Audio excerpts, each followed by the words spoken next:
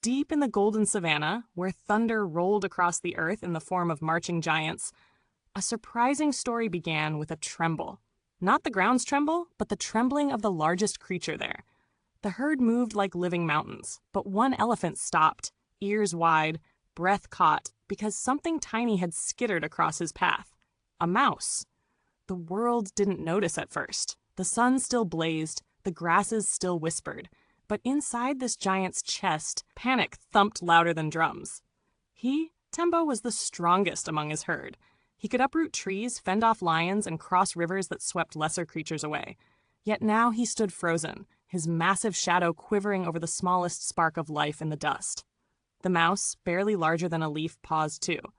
She blinked up at the towering colossus and tilted her head.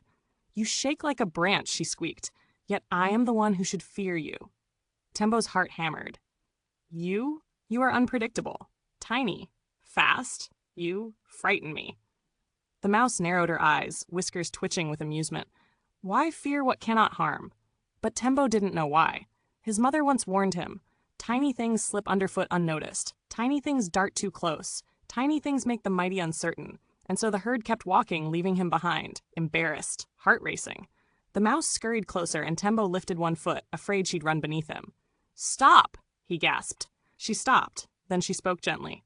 "Look at me. Truly look." Tembo peeked, really looked, and saw a creature whose heart beat as wildly as his own, whose body trembled in his shadow. She feared him too, yet she still approached. "Why come closer if you fear me?" Tembo asked. "Because fear lies," she replied softly. "It whispers danger where none exists. I must choose whether to obey it or test its truth."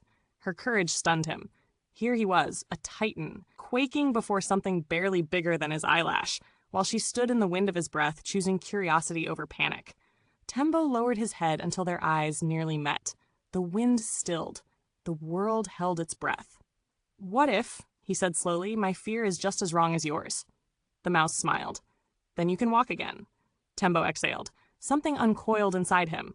A knot loosened by perspective. He gently stepped aside, not to flee, but to give space. The mouse scampered past, fearless now.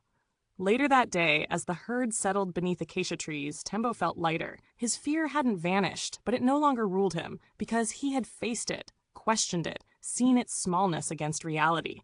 And somewhere in the tall grass, a mouse told a tiny tale of the day she helped a giant see truth. That most fears are shadows, larger in our minds than in life. So when fear finds you, look closer. It might just be smaller than it seems. If you enjoyed this story, don't forget to like, share, and subscribe to help our channel grow.